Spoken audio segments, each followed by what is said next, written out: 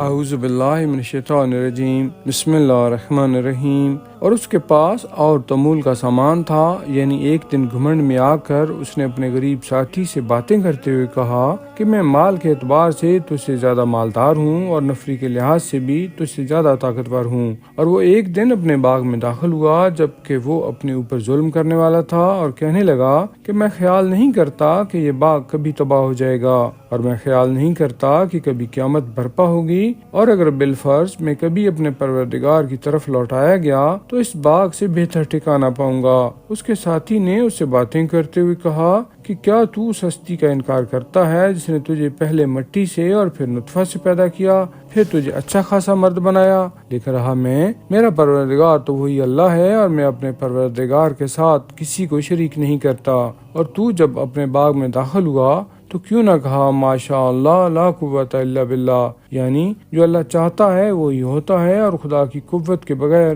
کوئی قوت نہیں ہے۔ اور اگر تو مجھے مال اور اولاد میں اپنے سے کمتر دیکھتا ہے تو قریب ہے کہ میرا پروردگار مجھے تیرے باغ سے بہتر باغ عطا فرمائے اور تیرے باغ پر آسمان سے بجلیاں بھیج دے جس سے وہ چٹیل چکنا میدان بن کر رہ جائے، یا اس کا پانی اس طرح نیچے اتر جائے کہ تو کسی طرح بھی اسے حاصل نہ کر سکے۔ چاچے اس کے پھلوں کو گھیرے میں لے لیا گیا، یعنی ان پر آفت آ گئی تو اس نے باغ پر جو کچھ خرچ کیا تھا اس پر کف افسوس ملتا تھا، اور وہ باغ اپنے چھپروں پر گرا پڑا تھا، اور وہ کہتا تھا کہ اے کاش میں نے کسی کو اپنے پروردگار کا شریک نہ بنایا ہوتا۔ اب اس کے پاس کوئی ایسا گروہ بھی نہیں تھا جو اللہ کے مقابلہ میں اس کی مدد کرتا، اور نہ ہی وہ غالب اور مدد لینے کے قابل تھا۔ ثابت ہوا کہ ہر قسم کا اختیار خدائے برحق کے لیے ہے، وہی بہتر ثواب دینے والا اور وہی بہترین انجام والا ہے۔ اور آپ ان لوگوں کے سامنے زندگانی دنیا کی ایک اور مثال پیش کریں کہ وہ ایسی ہے جیسے ہم نے آسمان سے پانی برسایا تو اس سے زمین کی نباتات مل گئی، یعنی خوب پھلی پھولی،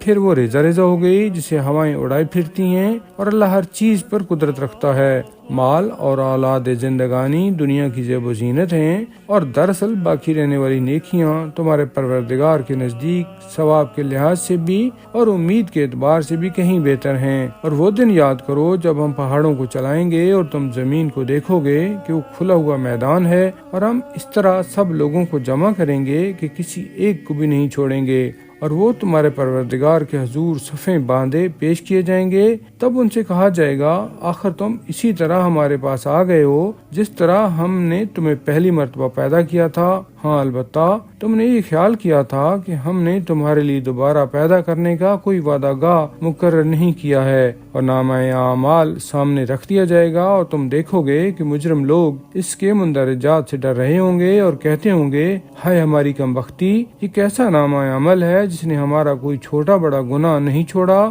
مگر سب کو درج کر لیا ہے۔ اور جو کچھ ان لوگوں نے کیا تھا وہ سب اپنے اپنے سامنے پائیں گے، اور تمہارا پروردگار کسی پر ظلم نہیں کرتا۔ اور وہ وقت یاد کرو جب ہم نے فرشتوں سے کہا کہ آدم کے سامنے سجدہ ریز ہو جاؤ تو سب نے سجدہ کیا سوائے ابلیس کے، وہ جنات میں سے تھا، اس نے اپنے پروردگار کے حکم کی سرتابی کی۔ کیا تم مجھے چھوڑ کر اس کو اور اس کی اولاد کو اپنا سرپرست اور کارساز بناتے ہو، حالانکہ وہ تمہارا دشمن ہے؟ ظالموں کے لیے کیا ہے برا بدل۔ اور میں نے آسمان و زمین کی پیدائش کے وقت حاضر نہیں کیا اور نہ ہی ان کی اپنی خلقت کے وقت، اور میں ایسا نہیں ہوں کہ گمراہ کرنے والوں کو اپنا دست و بازو بناؤں۔ اور وہ دن یاد رکھو جب وہ یعنی اللہ مشرکین سے فرمائے گا کہ بلاؤ میرے ان شریکوں کو جن کو تم میرا شریک خیال کرتے تھے، چاچے وہ انہیں پکاریں گے لیکن وہ انہیں کوئی جواب نہیں دیں گے، اور ہم ان کے درمیان ایک آڑ مقرر کر دیں گے کہ وہ ایک دوسرے کی بات نہیں سن سکتے۔